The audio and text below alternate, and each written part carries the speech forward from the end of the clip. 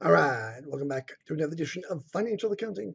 We're going to jump back into Chapter 1 and talk about learning objectives 3 and 4, which cover the accounting equation as well as an introduction to, excuse me, introduction to the financial statement. So, first, let's talk about the accounting equation.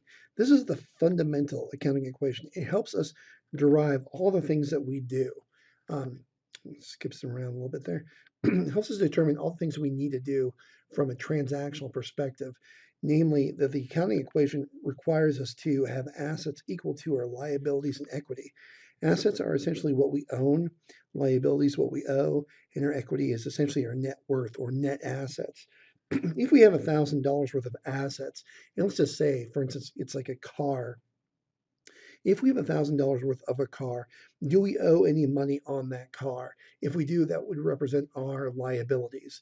If we owe $600 on our car, that means that we have $400 worth of equity in the car. So think about equity and net worth as the same thing. You can subtract liabilities from your assets to determine that equity portion. Companies are constructed the same way. They're viewed from the same financial position. There are assets, you subtract off their liabilities to determine their equity, what's their worth. Assets are essentially resources of the business, resources that produce a future economic benefit. Liabilities are represented, liabilities represent a creditor's claim, outsider claims from a bank or a bondholder perspective. So liabilities here we can see the creditors have a claim to $600 worth of the assets. The remaining portion goes to the equity holders or the stockholders. They have what's often called as a residual claim to the company's assets. So if a company did go bankrupt, the liabilities, the creditors get paid off first, pay off all the liabilities from the assets, whatever's left over, go to the equity holders, the residual claimants. Note, and this is most important, that at any point in time, the accounting equation must always be in balance. So even after we do a bunch of different transactions, we have to take a step back and make sure that total assets equals total liabilities and stockholders' equity. When we're looking at the various balance sheet accounts, some common things we want to be aware of. Assets are divided between current and non-current. The current assets are those assets to be used within the current year. So like your cash, for instance, you're going to be using cash over the next year. If you have any other types of supplies that you expect to consume over the next year, they'd be considered current assets. Non-current assets, also known as long-term assets, will be things like your computer or your car. You're going to use those things in the current year, in the next year after that, and so on and so forth. So if we're going to consume an asset over several years, it's generally considered a non-current or long-term asset. Liabilities are considered the same thing. Current liabilities are those liabilities we expect to pay within the next year. Long-term or non-current liabilities are those we expect to pay next year or sometime in the future. A note payable with your bank, like a mortgage, for instance, a 15 or 30-year mortgage would be like a loan you expect to pay off little by little over several years. Those would be long-term liabilities. But if you owe taxes to the IRS, those taxes have to be paid immediately within the current year. So those would be considered current liabilities. And as an example to sort of illustrate the accounting equation, consider a company that borrows from a bank $100 cash. Cash assets would increase by 100. So overall assets we see going up. What is the other side of the transaction that we have to worry about? We have to worry about recording or keeping track of our liabilities, especially a new liability of 100. $100 in liabilities have been incurred. We keep track of both sides, what we got versus what we gave. We gave a promise to the bank that we'd pay them back. They gave us cash. So the accounting equation reflects both sides of the transaction. That's how we're able to keep in balance. It's not enough just to simply record what we got or what we spent. We have to record both sides of every transaction to make sure the accounting equation is kept in balance. Stockholders' equity has two major accounts, one of them being paid in capital or common stock. That represents an ownership claims, a legal claim from stockholders as to their interest in the business. The other major account is retained earnings. Operative word here being earnings. Retained earnings are historical earnings, earnings that we have retained over the years. We make money in a particular year, we hang on to it to reinvest in the company, so it becomes retained earnings. So any balance you see in retained earnings represents an historical amount of net income earned by the business over the years. It also is reduced by any dividends paid out to investors um, as a reward for taking on the risk of being stockholders. So we'll talk a little bit more about that in a second here. So as an example, again, thinking back about the accounting equation, if a company issues stock, and to raise $200 cash. Mom and dad, I'm starting a business. Can you please invest in my company? Mom and dad become investors. They become stockholders. So cash increases by 200. And there's a little bit of a typo here, so just update that to say 200. We get assets of $200 there from mom and dad. What did we give them in return? It wasn't a loan. When we issue stock to them, they become co-owners of the business. So we're going to keep track of the amount of ownership that we give away to our owners, so that way we know, hey, who are the people that own the business? Am I a partial owner? Are my parents? How do I know? I look at the equity section to see who my investors are. To give sort of like a broad perspective about how the accounting equation appears on the balance sheet, I have this example here where I show total assets up at the top, liabilities in the middle, and equity towards the bottom. And what I've done here is I've broken out the assets between current and long-term assets. So cash, assume this is $8,000. Accounts receivable, 35,000. Inventory, 32. Total current assets, assets I expect to consume within the next year. These are the resources I'm going to consume within 1 year from now, 75,000. I have some land. I expect to consume that over several years, not just the current year. So $130,000 in total assets. So kind of going back to the previous illustration there, I've got $130,000. That's a really bad looking number here. Let me break this bad boy out. I have $130,000 of assets. Who's got claim to those? It's going to be the creditors and the equity holders. How much do we owe the creditors? Accounts payable. Think about accounts payable as like your credit card balance.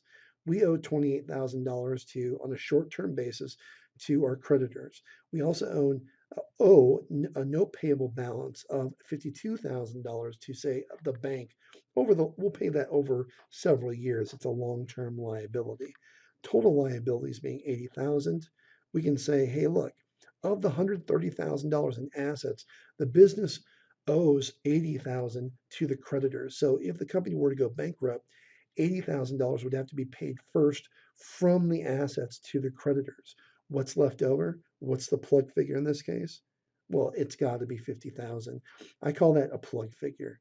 If you need to figure out, in this class, a lot of math is just involves algebra. Figure out what the x variable is in this case, or what I like to call the plug figure. What's the claim that equity holders have against the assets? It's got to be 50,000. Why? Because the liabilities plus equity must equal the assets. And there is the 50,000 right there. One particular account that causes some confusion right off the bat is this notion of retained earnings. So what I want to do is talk a little bit about that. It is a stockholders' equity account. So stockholders' equity is comprised of common stock and retained earnings. Retained earnings, I want you to think about it as like a bag. It's a big bag of prior year's net income minus any prior year's dividends paid out. We start the period with beginning retained earnings balance. During the year, we earn revenue, we pay out expenses, and we generate net income. We then have to ask ourselves, did we pay out any dividends to our investors during the year? If we did, those would be subtracted away from the bag.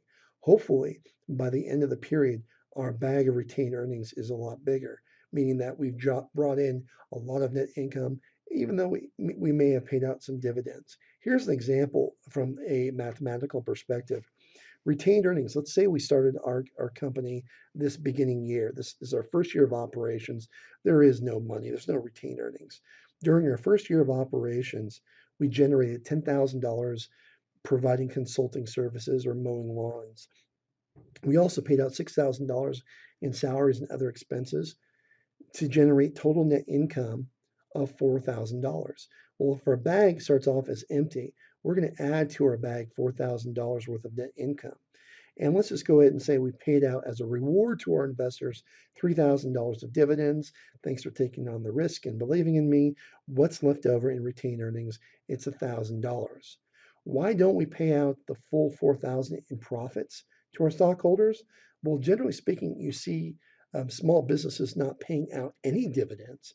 The reason why is because they want to keep some money to help grow the business. So it's not a wise strategy to pay out dividends to your stockholders in the early parts of your business. What are these things called revenues, expenses, and dividends? Revenues are things we earn. We see these on this income statement. This is what the prices we charge our customers when we mow their lawns or when we sell the pizzas. You see that at the top of the income statement.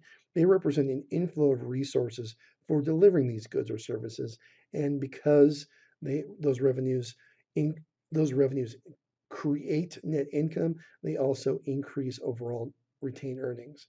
Expenses, some people view expenses as a bad thing. I don't. They do represent an outflow of resources, but here's the thing, it's the cost of doing business. You got to spend money to make money, right? Overall, expenses decrease net income and they decrease retained earnings. Dividends, as I said before, those are just a reward to investors. They're not an expense, so you don't see them on the income statement. You'll see them on the statement of retained earnings. That's a special type of statement where we show, hey, here's how retained earnings has increased or decreased over the period and has affected overall stockholders' equity. They are a distribution of assets to stockholders. Again, as a reward, we pay them cash to say, hey, thanks for your trust and belief in me. Here's some cash in the form of a dividend. We had a really good year. Here's some cash for you. Because we pay out cash to our investors, that's generally going to result in a decrease to those retained earnings. Again, just think about retained earnings as a big bag. Net income, revenues increase, expenses decrease, dividends paid out decrease. Moving on to the financial statements and how to analyze them. First thing I want you to focus on is the income statement, because the income statement determines how well the company performed during the year. Specifically, when we want to look from January 1st to December 31st, did they actually sell anything? Did they actually have any expenses? The income statement will tell us that. It will tell us, hopefully, if we've got net income or positive earnings, meaning that we've got revenue greater than expenses, which is what we want to see. We want to see the company generating more revenues than expenses. That means they've generated a profit. Why do the company's retained earnings change year over year? Why, oh, why, year over year? Well, we'd want to look at the statement of retained earnings to figure out, hey, what did we start with in retained earnings? How much income did we make during the current period? Did we pay out any of those profits to our investors? And third, what are the ending retained earnings that are left over in the business and affect overall stockholders' equity? What's the company's financial position at the end of the year? Hey, you look at the balance sheet. Balance sheet, it's like the core financial statement. It helps us see where we stand in terms of our resources and what we owe people and what's left over to our stockholders. Again, we can rewrite it as assets minus liabilities equals stockholders' equity. How is the balance sheet useful? It's useful for a lot of things. But one thing people tend to take a quick look at is how leveraged the company is in terms of its liabilities versus its assets. We can compare a debt to asset ratio to other companies just to see, hey, who is more in debt than the other one. How much cash did the company spend during the year or generate? We're going to look at the statement of cash flows to figure that out. More importantly, it's going to be covered in Chapter 11 in detail. But for right now, just realize we look at the changes in cash. We can actually see on the statement of cash flows how much cash was brought in or spent for operations, how much was spent for investing activities like buying a computer or buying a building, how much was brought in or spent for financing. Did we borrow any money? Statement of cash flows is quite literally just all about cash. When we prepare financial statements, we have to pay attention to the order in which we prepare them. First, we're going to create the income statement, then it's going to go into the statement of retained earnings, and then finally the balance sheet. The statement of cash flows will also be produced, but usually we do that after the balance sheet. Again, remember, the balance sheet's like the core financial statement. Over here, income statement, revenues minus expenses equals net income. That that net income number must flow or tie into the statement of retained earnings. We don't look at these financial statements separately. They have to agree with one another because the business is all integrated and it's a closed circuit system. Assets must equal liabilities plus stockholders' equity. Where is all the money coming from? Where is it going? The income statement sort of shows that. But more importantly, it says at the end of the day or the end of the year, how does that net income affect overall stockholders' equity? Well, we start with beginning retained earnings. We show what net income was earned during the period, subtract off the dividends, if any were paid out, and the ending retained earnings is a component of stockholders' equity on the balance sheet. This is the balance sheet. Assets equals liabilities plus stockholders' equity. On the balance sheet, we see a lot of different things. This is a very small summary of what the balance sheet looks like. Realize that there's a cash amount that we see on the asset side, and that ending cash is what we should see on the statement of cash flows. Statement of cash flows is kind of like a roll forward. We look at beginning cash, we see what cash came in, what came out, and what the ending cash is. So overall, this is just the change in cash related to various aspects of the business, operating, investing, and financing. On the income statement is often considered the bottom line, right? What are the revenues minus expenses? That's the bottom line. Also known as the statement of operations. How did the company perform during the year? Look at their operations on the statement of operations. The key thing to realize about um, the income statement is that it represents how the company performed over a period of time. We're not looking at a point in time like a balance sheet.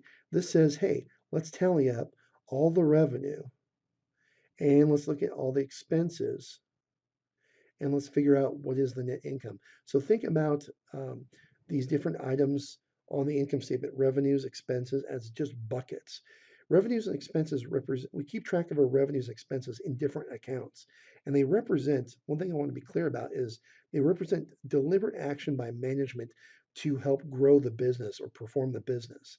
There are other things we might see on the income statement, such as gains and losses. Those things are incidental.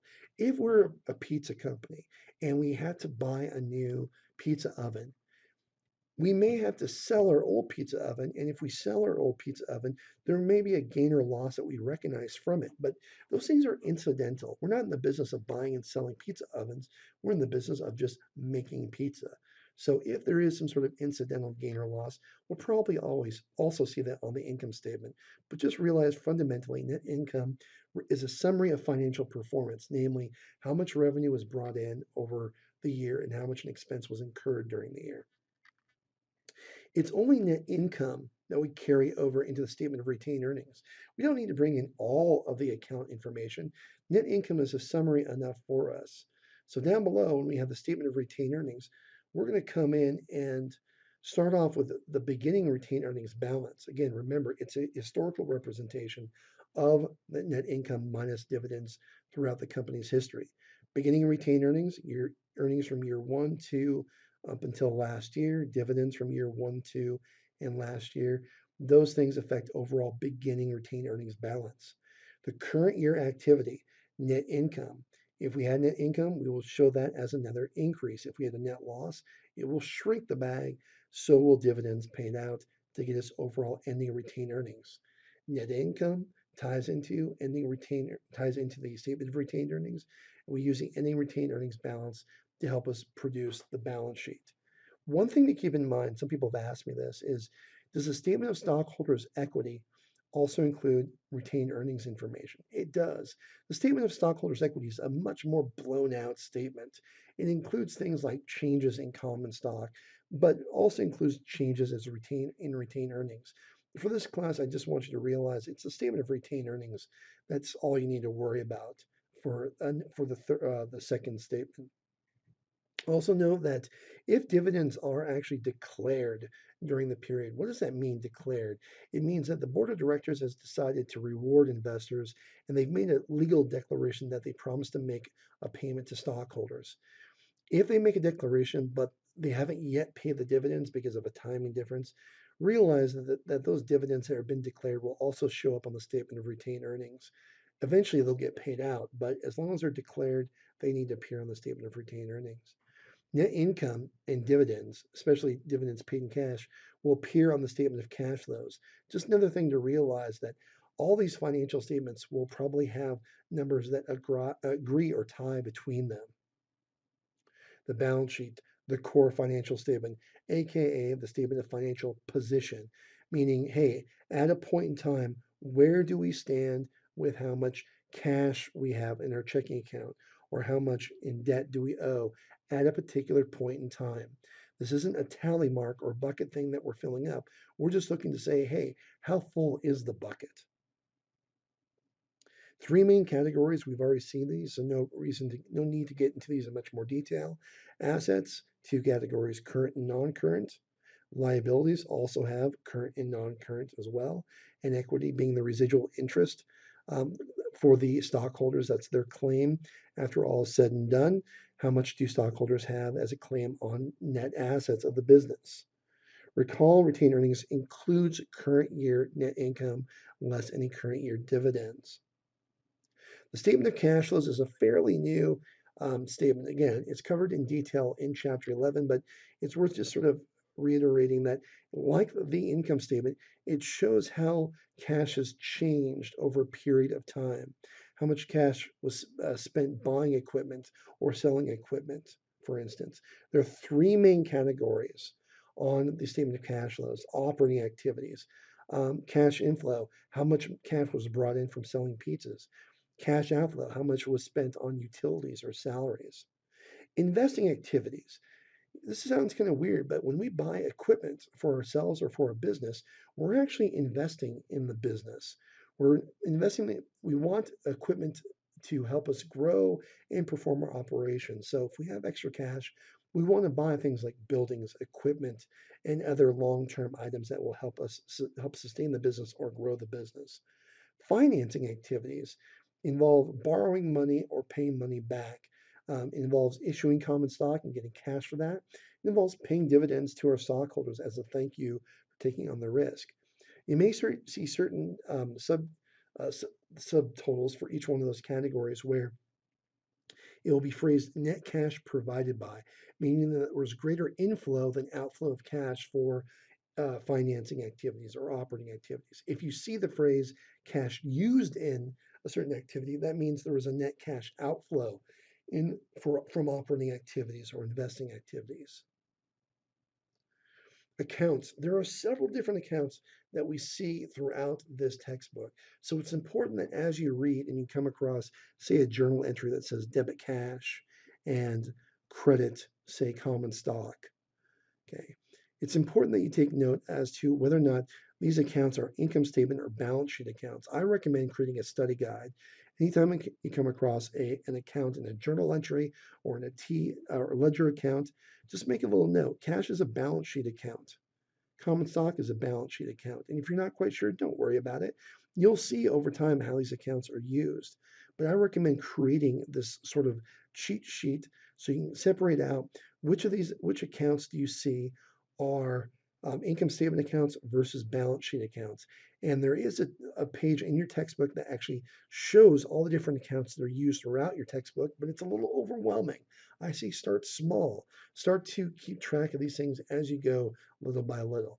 That's it for these notes. If you have any questions, by all means, please let me know. Other than that, have a great day.